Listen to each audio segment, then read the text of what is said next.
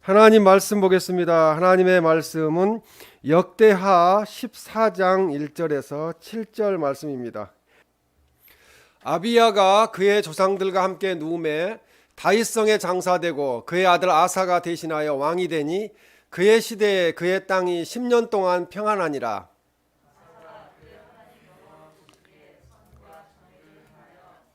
이방 제단과 산당을 없애고 주상을 깨뜨리며 아세라 상을 찍고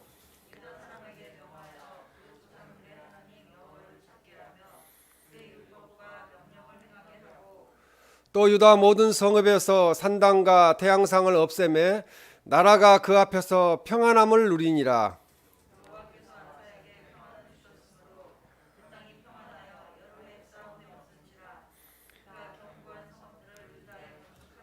다 같이 읽겠습니다. 아사가 일찍이 유다 사람에게 이르되 우리가 우리 하나님 여호와를 찾았으므로 이 땅이 아직 우리 앞에 있나니 우리가 이 성읍들을 건축하고 그 주위에 성곽과 망대와 문과 빗장을 만들자.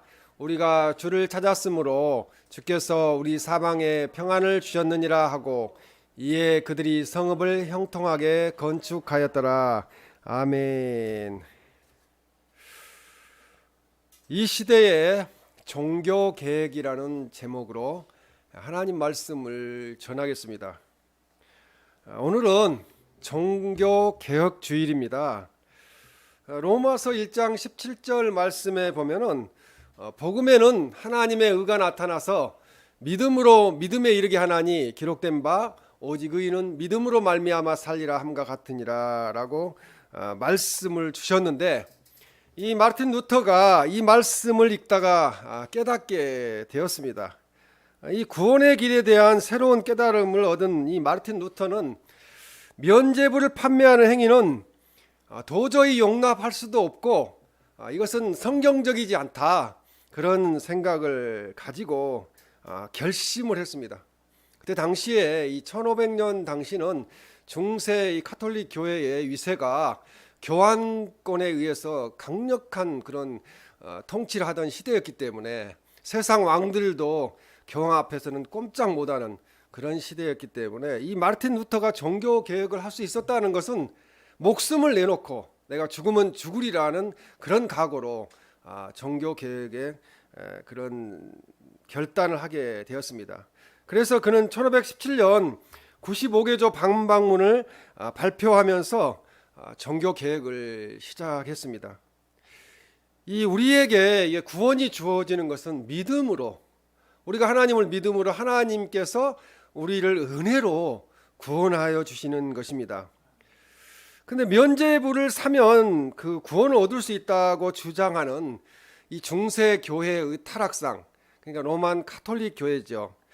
이 그 교회에 대해서 반기를 들고 마르틴 루터는 성경의 진리에 이 어긋난 이것은 잘못되었다는 것을 이야기하게 되었고, 이것은 분명히 하나님의 진노의 대상이 될 것이다, 심판을 받을 것이라고 그렇게 강력하게 주장을 했습니다.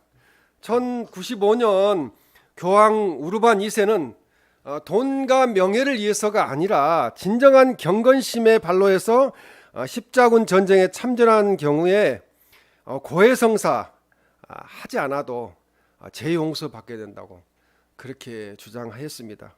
고해성사 자체도 말이 안 되는 이야기고요.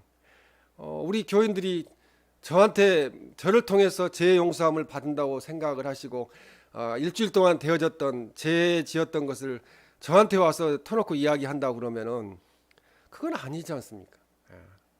저는 그런 권한도 없고 그런 권리도 없고 아무 그런 게 없어요. 근데 천주교는 신부들을 통해서 죄 용서함을 받는다, 그런 말도 안 되는 것을 주장하게 되었습니다. 그런 것들이 결국은 타락하게 되는 그런 상황으로 진행이 되게 되었습니다. 돈을 내면은, 면죄부를 사면은, 그렇게 하면은 죄가 용서된다, 말도 안 되는 주장들을 하게 되었습니다. 여기에서 이제 점차로 돈이 개입하면서 교회나 수도원이나 병원이나 가난한 자나 병든 자 등을 위해서 돈을 내면은 죄가 용서된다, 형벌을, 또 죄를 지었어도 형벌을 면하게 된다, 이렇게 진행이 되었습니다. 갈수록 더욱 타락하여서 결국은 면죄부를 판매하기에 이르게 되었습니다. 면죄부 사면은 말 그대로 돈으로 재용사함을 받을 수 있다, 그렇게 주장을 하였습니다. 또 여러 가지 잘못된 게 많이 있는데요. 이 천국과 지옥 외에는 존재하지도 않는 중간지대인 연옥이 있다고 주장을 하고, 연옥에 있는 영혼들을 구원하여 천국으로 보낼 수도 있다는 거예요. 그러니까 지금 이미 죽은 사람은 이미 이 땅에서 생명이 떠났기 때문에 천국을 가든 지옥이 가든 그것은 이미 나뉘어져서 결정이 났는데, 지옥에 가 있는 사람, 또 연옥에 있는 사람들이 있어서 그들을 위해서 기도하면은 산자가 죽은 자를 위해서 기도하면은 천국으로 옮겨갈 수 있다, 갈 수 있다. 그렇게 하기 위해서 기도하면서 그들을 위해서도 면죄부를 사야 된다고 그렇게 주장했습니다. 여기에서 이단이 나오게 되는데, 또 이걸 이제 이 교리, 말도 안 되는 교리를 배워서 뭐 120대 선조, 우리 거슬러 올라가서 그럼 아마 아담 정도가 나오는데요. 120대 선조도 지옥에 가 있어도 우리가 헌금하고 기도하면은 지옥에서 천국으로 옮겨갈 수 있다. 말이 안 되는 주장들을 계속 하게 되었습니다. 이것을 지켜본 이 마르틴 루터는 면죄부 판매 사건을 더 이상 참을 수가 없어서 1517년에 95개에 달하는 조항에 달하는 반박문을 작성하여서 이 비텐베르그 성내 교회에 붙이게 되었습니다. 죽이고 나는 죽겠다 하고 각오를 한 거죠. 교회가 부패할 때 하나님은 이 종교 개혁자들을 들어서 교회를 개혁하는 그런 일을 행하셨습니다. 오늘 본문을 통해 유다 왕 아사의 종교 개혁을 보게 됩니다. 이 솔로몬 왕이 이방 여인들과 정략 결혼을 함으로써 이 이방 여인들이 가져온 그런 각종 우상들이 이스라엘 땅에서 숭배되게 그렇게 허용이 되었습니다. 그렇게 허용된 그 시작된 것부터 시작해서 이스라엘은 타락하기 시작했죠. 솔로몬은 인생을 성공적으로 살았느냐? 실패했다고 봐야 되겠죠. 처음에는 하나님께 지혜를 주셔서 참 초심은 참 좋았는데 마지막은 좋지 않았다는 것이죠. 그래서 이 솔로몬의 신앙의 부패가 르호보암과 아비야에게까지 이어져 내려오게 됐어요. 자기 아들 르호보암, 또 손자인 아비야에게 이어져 내려오면서 이 아비야의 아들 또 아사가 이제 정손자죠. 왕이 되면서부터는 이렇게 해서는 안 되겠다. 이렇게 하나님 믿는 우리 백성들이 이렇게 타락해서야 되겠느냐 해가지고 이 유다 왕으로 등극하자마자 그는 이 유다의 부패한 이런 종교를 개혁해야 되겠다 해서 종교 개혁을 하게 됩니다. 오늘은 유다 제1대 종교 개혁자인 아사형을 통해서 이 시대에 들려주시는 이 종교 개혁의 말씀을 우리가 듣고자 합니다. 우리가 사는 이 시대의 기독교는 어떻게 개혁되어야 하는지를 하나님의 말씀을 통해서 깨닫는 시간이 되시기를 주님의 이름으로 축원합니다. 첫 번째로 이 시대의 종교 개혁은 하나님 앞에서 선행하고 정직하게 행해야 된다는 거죠. 이 선행과 정직이 없기 때문에 이 기독교가, 우리가 믿는 기독교가 많이 타락하게 되었습니다. 역대하 14장 1절 말씀에 보면 아비야가 그의 조상들과 함께 누움에 다윗성에 장사되고 그의 아들 아사가 대신하여 왕이 되니 그의 시대에 그의 땅이 10년 동안 평안하니라. 한 100년 동안 평안했다고 하면 좋겠는데요. 10년 동안만 평안했다는 것은 10년 동안 전쟁이 없었다는 이야기입니다. 이 유다 아사 왕의 통치 기간 중에 BC 910년부터 900년까지 처음 10년 동안에는 전쟁이 없이 평안을 누렸습니다.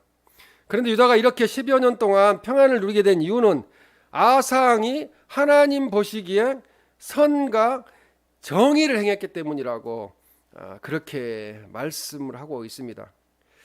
이 역대하 10장 2절 말씀, 14장 2절 말씀에도 보면은 아사가 그의 하나님 여호와 보시기에 선과 정의를 행하여 이렇게 말씀합니다.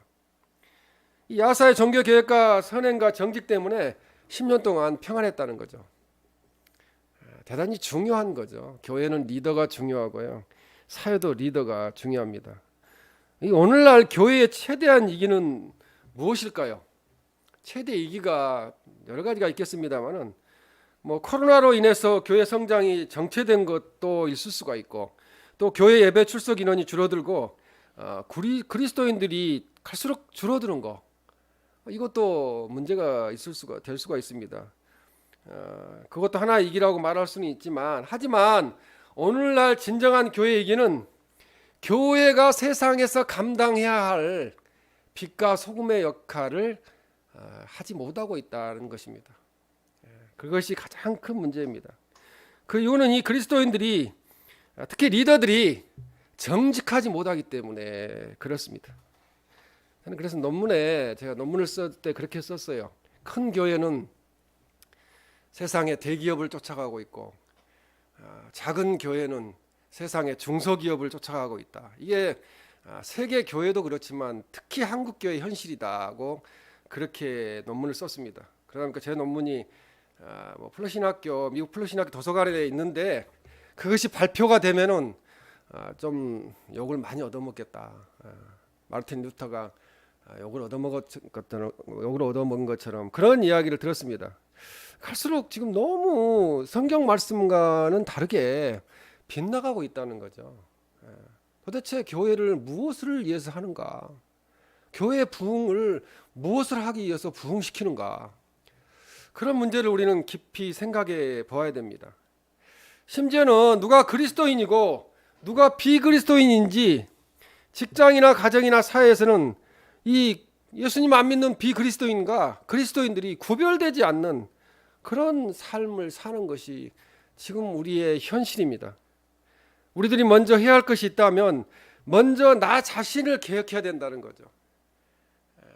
저부터 개혁이 돼야 된다고 그렇게 말씀을 합니다. 내가 거듭나지 않고는 결코 세상을 변화시킬 수가 없습니다. 특히 목회자인 제가 거듭나지 아니하면은 그 누구도 한 명도 변화시킬 수가 없죠. 자기도 똑바로 못하면서 뭔 소리를 하는 거냐, 이렇게 이야기를 듣게 됩니다. 내가 새로워지지 않고 저는 결코 가정과 교회를 새롭게 만들 수가 없습니다. 제가 새로워지지 않고는 설교도 할 수가 없어요. 감히 이곳에 설 수가 없습니다. 이 내가 새로워지는 첫 번째 모습은 바로 하나님과 사람 앞에서 선행하고 정직하게 행해야 된다는 거죠. 10원 하나라도 정직하게, 금전적인 면도, 또 이 마음의 정직도 대단히 중요합니다.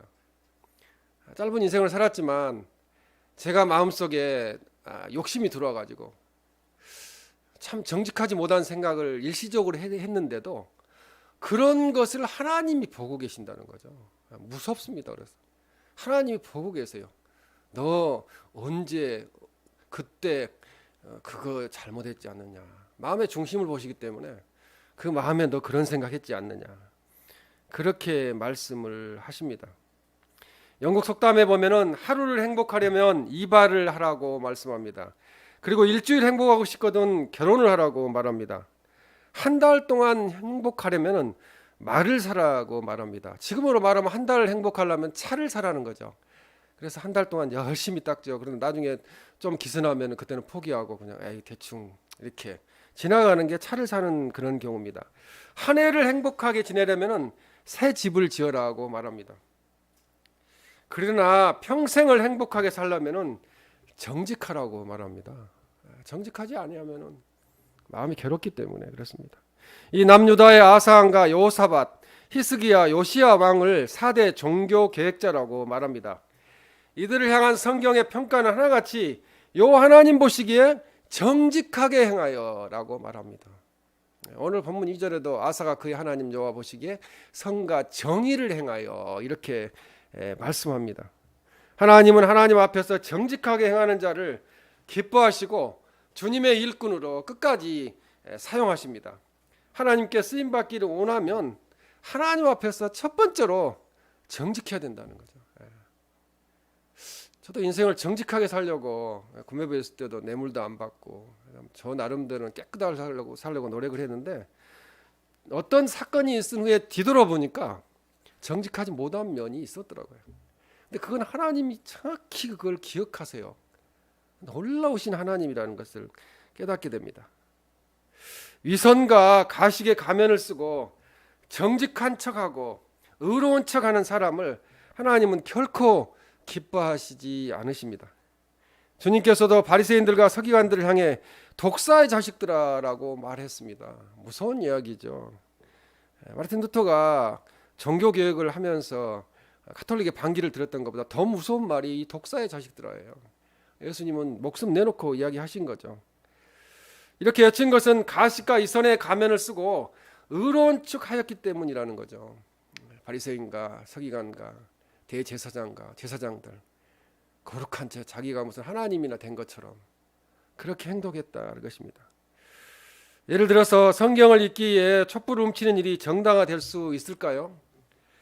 성경을 읽는 것은 좋은 일입니다. 그러나 아무리 목적이 좋다고 해도 그것을 이루는 수단이 옳지 않다면 좋은 목적이 잘못된 그 수단을 결코 정당화시킬 수가 없다는 거죠. 훔쳤는데, 나 촛불 훔쳤는데 나 성경 읽기 위해서 했어요. 혹시 우리가 하나님 영광을 가리고 이렇게 인생을 살고 있지는 않는지. 안타까운 것은 지금 기독교인이 되는 사람들, 최근에 되는 사람들을 보면은 그런 이야기들을 많이 하는 사람들이 있어요. 엄청난 죄를 저질러 놓고도 나 하나님이 용서해 주셨으니까 내가 목회자가 된다, 또 뭐가 된다 이렇게 해갖고 나서는 사람들, 그냥 조용히 했으면 좋겠어요. 그걸 그렇게 함으로써 믿지 않느냐 하는 사람들에게 빌미를 잡히게 되고요, 비판의 대상이 되기 때문에 그렇습니다. 어떠한 것도 정직하지 않은 경우에는 그것을 정당화시킬 수가 없다는 말씀입니다. 교회의 일은 더욱더 그러합니다. 그러나 2000년에 걸친 교회의 역사를 보면 교회가 하는 일에 그렇지 못한 경우가, 정직하지 못한 경우가 너무 많이 있었다는 거죠. 그런 일들이 우리 마음을 안타깝게 합니다. 심지어는 지금 시대는 어디 가서 목회자라고 말할 수가 없을 정도로 타락한 그런 시대에 우리가 지금 살고 있습니다. 그래서 저는 마지막 시대의 목회자가 되었다, 그렇게 생각을 하는 겁니다. 하나님은 불꽃 같은 눈동자로 우리들의 마음을 감찰하시며 우리들의 일거수일투족을 지금 보고 계신다는 거죠. 그래서 하나님을 의식하는 삶을 살아야 된다. 혼자 골방에 있어도, 혼자 교회에 있어도, 혼자 가정에 또 회사에 있어도 하나님이 나를 보고 계신다는 것을 의식해야 된다는 말씀입니다. 제리 하이트 박사는 정직과 도덕과 그리고 양심이라는 책에서 정직함을 4가지로 분석했습니다. 첫째는 일반적인 정직으로 거짓말을 하지 않는 것입니다. 거짓말을 하게 되면요, 계속 거짓말을 반복하게 돼요. 그 거짓말을 덮어야 되기 때문에. 둘째는 법률적인 정직함으로 누가 보던 말던 스스로 정해진 법을 잘 지켜나가는 것이 법률적인 정직함입니다. 그리고 셋째는 내면적인 정직함으로 양심에 따라서 스스로 깨끗하게 지켜가는 것입니다. 이 세상 사람들도 양심이라는 것은 있어요. 근데 지금 갈수록 양심을 하임맞는, 팔아먹어버린 그런 시대로 가고 있습니다. 그리고 네 번째는 성경적 정직으로 사람 앞도 아니고 자기 자신이 기준이 되는 것도 아니고 하나님의 말씀이, 성경 말씀이 기준이 되는 그런 정직함을 지켜나가는 것입니다. 그래서 우리는 이러한 성경 말씀의 기준을 두고, 잣대를 두고 정직함을 지켜나가야 합니다. 정직의 기준은 사회적 통념도 법도 내 자신도 아닙니다. 하나님이시라는 거죠. 내가 아무리 정직하게 행했다 할지라도 하나님이 보실 때 정직하지 않았어요 라고 말씀하시면은 제가 정직하지 않았다는 거죠. 교회의 부패는 바로 하나님의 눈을 두려워하지 아니하고 정직하게 행하지 않았기 때문입니다. 중세 종교개혁 전 가톨릭 교회 부패가 이제 개신교에도 만연하게 되었습니다. 제가 이쪽에도 반월에도 성당이 하나 있는데요, 그걸 보면서 무슨 생각을 했냐면은 우리 교회도, 개혁교회도 동네에 한두 개만 있었으면 좋겠다, 제가 그 생각을 했어요. 개척교회 목사가 이런 이야기하면 좀 그렇지만 그랬으면은 교인들이 더 교회를 택하기도 쉽고 그러지 않겠는가, 그런 생각을 해보았습니다. 너무 많다는 거죠. 너무 많다 보니까 하나님께서 지금 정리하고 계시고요, 너무 많다 보니까 귀한 걸 모르고 또 개척교회를 교단마다 하다 보니까 너무 경쟁적으로 하게 되었고 또 개척교회라는 그 자체가 개척에서 도대체 무엇을 하는 건가? 하나님 영광을 위해서 개척해서 교회를 유지하는 건가? 아니면 자기 밥벌이로 하는 건가? 그런 생각을 갖게 하는 그런 상황이 되어버렸습니다. 이 합리주의의 정직이 밀리고 믿음의 모습이 사라지고 있습니다. 그래서 누가복음 18장 8절에 인자가 올 때에 세상을 세워 믿음을 보겠느냐는 거예요. 지금 이 시대는 신앙생활을 잘하게 이렇게 격려해주고 그런 시대가 아니고 지금 잘못을 여기저기서 빵빵 터뜨림으로써 신앙생활을 못하게 만드는 그런 시대가 되어버렸습니다. 이런 모습으로는 결코 세상을 변화시킬 수가 없습니다. 먼저 나 자신이 하나님 앞에 정직하게 행해야 하는 변화가 있어야 된다는 거죠. 그럴 때 가정과 교회와 사회가 개혁되고 갱신될 수 있다고 말씀을 합니다. 두 번째는 이 시대의 종교개혁은 우상을 제거해야 합니다. 아사왕의 종교개혁은 역대하 14장 3절 말씀에 보면 이방 제단과 산당을 없애고 주상을 깨뜨리며 아세라상을 찢고 이렇게 말씀합니다. 그리고 5절에도 보면 또 유다 모든 성읍에서 산당과 태양상을 없애매 나라가 그 앞에서 평안함을 누리니라 이렇게 말씀합니다. 이 3절의 이방 제단은 이방인들의 신의 제단을 가리킵니다. 그래서 창세기 31장 19절에 보면 그때 라반이 양털을 깎으러 갔으므로 라헬은 그 아버지의 드라빔을 도둑질하고 이 라반 내 삼촌 야곱의 삼촌 라반이 하나님 안 믿었다는 거죠. 우상을 숭배했다는 것입니다. 이 유대인들은 드라빔과 같은 가정신을 가정에 두고 개인적으로 이러한 이방신의 풍습을 따라서 사는 사람들이 많았다는 거죠. 인간이 어느 정도 어리석냐면요, 그 나무로 깎아가지고 이렇게 조그만하게 이만큼 만든 이렇게 사람 형상인데요, 그 만든 것이 드라빔인데 그것을 숭배한다는 거예요. 말이 안 되는 이야기죠. 자기가 깎아가지고 그것이 신이라고 숭배하고 있어요. 인간이 얼마나 어리석은지요. 지금 시대가 그렇습니다. 21세기를 우리가 살고 있는데 자동차를 새로 사가지고 거기다 돼지머리를 올려놓고 절하는 시대가, 인간이 이렇게 어리석다고 볼 수 있습니다. 역대하 14장 3절에 보면은 산당을 없애고라고 말합니다. 우상 숭배자들은 산에서 우상을 숭배하기 위해서 무성한 나무 숲 아래에 집을 지었어요. 그것이 바로 산당입니다. 거기서 제사를 드렸다는 거죠. 누구를 위해서 제사를 드렸을까요? 누구한테? 아사왕은 이러한 산당을 다 제거했습니다. 또 역대하 14장 3절에 주상을 깨뜨리며, 주상은 에베처에 세워두는 성스러운 돌들을 가리키대요. 돌. 여기 뒷산도 올라가면 누가 돌을 그렇게 탑을 계속 쌓아놓는데요, 그게 무슨 의미가 있겠습니까? 율법에는 주상이 이방 바알 우상과 연관되어서 큰 타락의 요인이 되기 때문에 이런 주상들을 세우지 말라고 그렇게 금하고 있습니다. 아사왕은 이런 주상을 다 제거했습니다. 그리고 3절 말씀에 아세라상을 찍고라고 말씀하는데요, 이 아세라상은 율법에서는 숭배가 금지되어 있는 우상이에요. 파괴하도록 되어 있어요.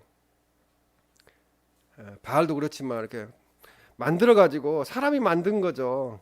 근데 이 아세라상은 음란한 그런 신이었습니다. 가짜 신이죠. 음란한, 사람들이 음란하에 타락하기 위해서 숭배했던 신이었습니다. 그래서 이 아모리 족속과 가나안 족속이 그 신을 숭배했다는 거죠. 그래서 아모리 족속, 가나안 족속이 있는 가나안 땅의 모든 족속들을 멸하라고 하나님이 명령하신 거예요. 멸하지 않으면은 이런 바알과 아세라에 이스라엘 백성들이 현혹되기 때문에 그렇습니다. 아사왕은 이런 아세라상을 제거했습니다. 또 5절 말씀에 또 유다 모든 성읍에서 산당과 태양상을 없애매 나라가 그 앞에서 평안함을 누리니라 이렇게 말씀합니다.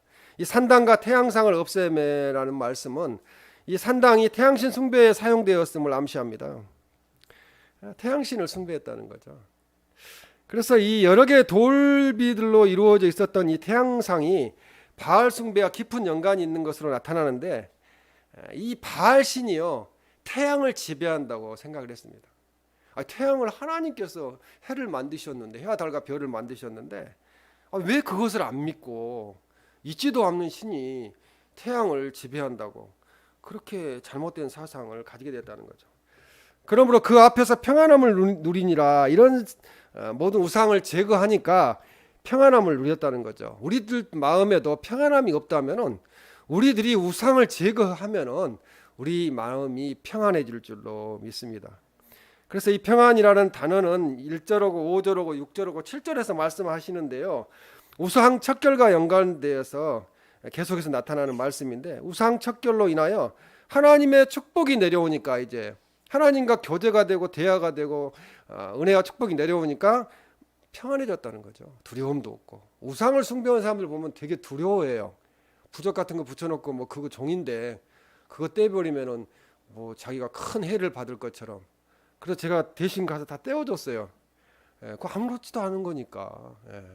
그리고 산소 이장할 때도 무슨 뭐 이장하는 사람들만 땅을 파야 뭐 해를 당하지 않고 뭐 우리가 직접 파면은 해를 당한다 이렇게 생각하는 사람들 많거든요. 그거 아무 소용없는 그런 헛된 생각들이에요. 이미 떠나신 분이 거기에 영원히 있는 것도 아니고 그렇기 때문에 다 우상들입니다. 이게 역대하 14장 6절에도 여호와께서 아사에게 평안을 주셨으므로 그 땅이 평안하여 열의 싸움이 없는지라 그가 견고한 성읍들을 유다에 건축하니라 이렇게 말씀합니다. 그 땅이 평안하였다는 거죠. 우상을 제거하고 하나님을 섬기니까 유다 땅에 평안을 주신 하나님의 축복이 임했다는 것입니다. 우리가 축복받는 비결이 바로 우상 숭배를 버리는 데 있습니다. 열왕기상 15장 13절에 보면은 또 그의 어머니 마아가가 혐오스러운 아세라상을 만들었으므로 태우에 이를 펴하고 그 우상을 찍어 기드론 시내가에 불살랐으나 이방 신상을 파괴한 것 외에 아세라를 섬기는 태우를 폐위시켰다는 거죠. 자기 어머님이 태우였는데 폐위시켰다는 거예요. 그만큼 종교 계획을 강하게 했다는 거죠. 가족이라고 봐주질 않았다는 것입니다. 이는 아상의 종교 개혁의 의지를 나타내는 것입니다. 1500년 당시 루터가 종교 개혁을 할 때도 가톨릭 교회는 부패되고 돈이 하나님의 자리를 차지하게 되었습니다. 그래서 우상이 될 때 하나님은 노하시고 교회가 갈라지도록 만드셨습니다. 이해가 안 되는 것은요, 왜 마리아를 숭배하는지, 성인을 숭배하고 성상들을 숭배하는지, 예수님이 최고신데 왜 그럴까? 다 우상이기 때문에 그렇습니다. 우상을 만들어 가지고 예수님만 믿고 내가 곧 길이요 진리요 생명이니 나로 말미암지 않고는 아버지께로 올 자가 없다고 주님은 분명히 말씀하셨는데 주님만 믿으면 간편하고 간단한 일을 자꾸 뭐 성인들을 숭배하고 성상을 숭배하고 성화를 숭배하고 특히 마리아를 왜 이렇게 숭배하는지요. 안타까운 일입니다. 우상을 우리에게 제하지 않고는 우리는 결코 신앙의 갱신을 이룰 수가 없으며 이 우상을 극복하지 않고는 우리는 계속 만몬하게 무너져 내리는 삶을 살게 될 것입니다. 저도 그런 유혹들을 봤는데 이 만몬은 돈이죠. 이 세상이 지금 온통 돈이라는 우상에 다 미쳐 있습니다. 그래서 마지막 시대가 오지 않았나 그렇게 생각하는 거죠. 우리가 소유한 것들이 삶의 우상이 될 수 있다는 것입니다. 차를 새로 사면 또 그게 우상이 될 수도 있어요. 자꾸 그거에 신경을 쓰니까요. 출애굽기 20장 4절에서 5절 말씀해 보면 너를 위하여 새긴 우상을 만들지 말고 또 이로 하늘에 있는 것이나 아래로 땅에 있는 것이나 땅 아래 물속에 있는 것에 어떤 형상도 만들지 말며라고 말씀합니다. 그것들에게 절하지 말며 그것들을 섬기지 말라. 내 하나님 여호와는 질투하는 하나님이신즉 나를 미워하는 자의 죄를 갚되 아버지로부터 아들에게로 3, 4대까지 이르게 하거니와. 우상 숭배하지 말라는 거죠. 질투까지 하신다는 거예요. 하나님께서 구약 성경에도 계속 말씀하시는 거지. 그 이스라엘 백성들이 우상 숭배하는 거죠. 그렇게 하지 말라는 건 어쩜 그렇게 열심히 하는지 몰라요. 하나님 가장 싫어하시는 건데 지금 이 세상도 마찬가지입니다. 우리가 마음속에 품었던 우상이 있다고 한다면 하나님 앞에서 그 우상이 어떤 것인지 고하고 생각과 마음과 생활을 바꿔야 된다는 거죠. 그렇게 회개할 때 하나님께서 우리에게 역사하셔서 우리를 건져주시고 평안케 하시고 해방시켜 주십니다. 우리는 오직 하나님만 섬기며 하나님께서 부어주시는 훌륭한 풍성한 물질을 청지기적인 정신을 가지고 하나님 앞에 선용해야 된다는 거죠. 물질을. 그것이 목적이 되어서는 안 된다는 말씀입니다. 그렇게 하나님의 뜻에 맞도록 사용할 때 하나님의 나라는 우리 주변에 확장되어 갈 것입니다. 그리고 하나님의 뜻이 이루어지는 세상이 만들어지는 것을 우리는 눈으로 보게 될 것입니다. 세 번째 마지막으로 이 시대의 종교개혁은 하나님을 찾고 간구하고 하나님의 말씀대로 행해야 된다는 거죠. 하나님 말씀대로 안 살잖아요. 지금 이 시대가.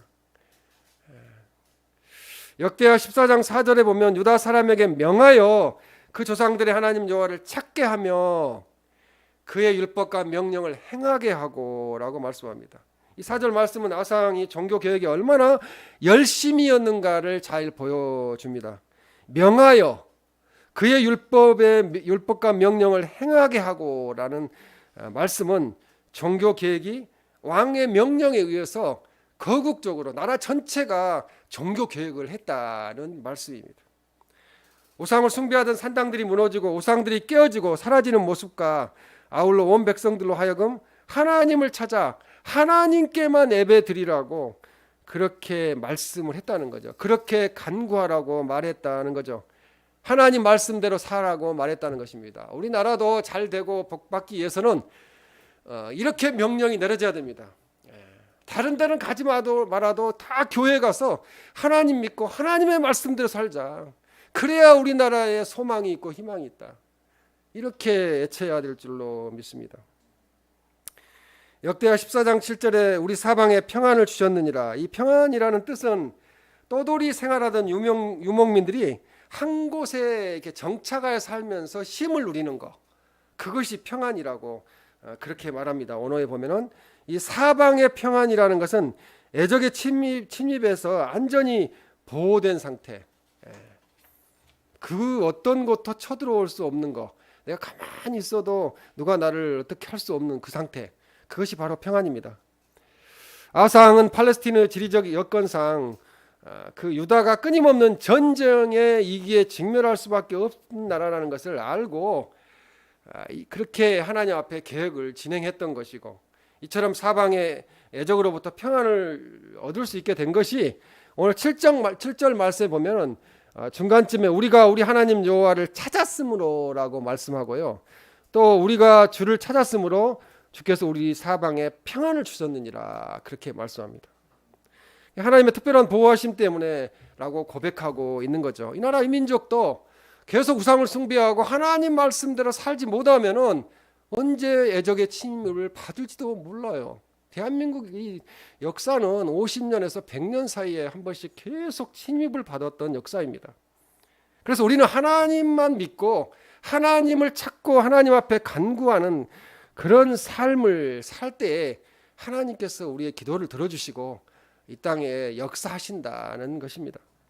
하나님의 말씀대로 행하고자 할 때 성도들은 변화되고 교회는 새로워지고 개혁의 역사가 이루어지게 됩니다. 이 마르틴 루터가 종교 개혁을 하면서 세 가지 슬로건을 주장하였는데요. 그것은 오직 믿음으로라는 거예요. 오직 믿음으로. 그리고 오직 성경으로라는 거죠. 또 오직 은혜로라고 말씀합니다. 이 세 가지를 제외한 나머지 걸로 된 것은 그것은 바로 우상이라는 거죠. 하나님이 기뻐하지 아니하신다는 것입니다. 하나님의 뜻이 아니라는 거죠. 말씀의 중요성을 깨닫고 말씀을 세우자는 말씀이죠. 사람의 말이 앞장서서는 안 되고 하나님의 말씀이 우선이 되어야 됩니다. 중세 가톨릭 교회 부패는 필연적으로 하나님의 말씀대로 하지 않은 결과입니다. 성도들에게 하나님 말씀을 읽지도 못하게 하고 하나님 말씀 듣지도 못하게 하는 라틴어로, 어려운 라틴어로 돼 있어서 무슨 이야기인지도 모르고 교회 가서 설교를 듣는데요, 뭔 이야기를 하는지는 모르는 거예요.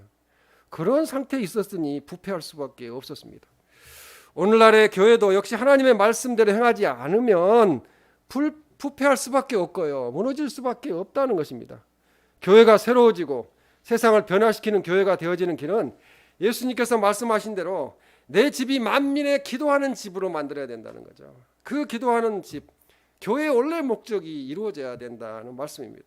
성도들이 하나님의 말씀을 순종하고 그 말씀대로 행할 때 이것이 가능하다는 거죠. 특히 리더들이, 목회자들이 하나님 앞에 올바로 서야 됩니다. 야고보서 2장 17절에 이와 같이 행함이 없는 믿음은 그 자체가 죽은 것이라고 말씀합니다. 우리가 단지 말씀을 이해했다는 사실 하나에 만족하고 안심을 하는 것은 위험하다는 거죠. 성경 말씀을 많이 알고 있고 박사가 되어도 그걸 행함이 없다면 위험하다는 거죠. 하나님 기뻐하지 아니하신다는 것입니다. 우리는 행하는 자가 되어야 합니다. 정직하게 살면 더디게 보이고 어리석게 보여요. 제가 오늘 최선욱 집사님 모시러 갈 때도 보니까 신호가 바뀌어가지고 끝났는데 그냥 지나가는 거예요. 지나가는 사람들. 근데 그런 사람들이 잘 되더라고요. 왜 잘 됩니까? 법도 안 지키고 질서도 안 지키고 자기 이익을 위해서 다른 사람한테 피해를 주더라도 그렇게 지나가다가 상대방 다른 차선에서 차가 진행하면 사고 나잖아요. 그렇게 사는 사람들이 잘 되는 게 이 사회예요. 그러나 우리 믿는 그리스도인들은 그렇게 살아서는 안 된다는 것입니다. 하나님과 사람 앞에서 정직해야 된다는 거죠. 사회법도 지키고 하나님의 법도 지켜야 됩니다. 우상을 제거하고 하나님만을 구하며 말씀을 삶 속에서 적용하는 삶을 살아야 합니다. 우리들을 거룩한 하나님의 자녀로 만들어가면 분명 나를 통해 우리 교회를 통해 하나님은 교회를 새롭게 하시고 가정을 새롭게 하시고 사회를 새롭게 하실 줄로 믿습니다. 이 아상의 종교 개혁을 본받아서 우리들의 신앙을 개혁하고 매번 점검하여서 하나님께 영광을 올려드리는 하나님의 뜻에 합당한 그리스도인다운 그리스도인이 되시기를 우리 모두가 되시기를 주님의 이름으로 축원합니다. 아멘.